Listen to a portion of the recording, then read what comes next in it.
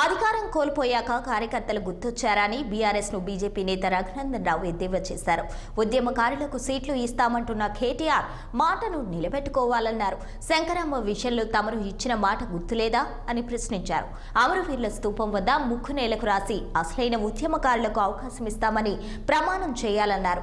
మల్లన్న సాగర్, పోచమ్మ సాగర్ తో బీఆర్ఎస్ వందల కోట్లు దోచుకున్నారని ఆయన ఆరోపించారు.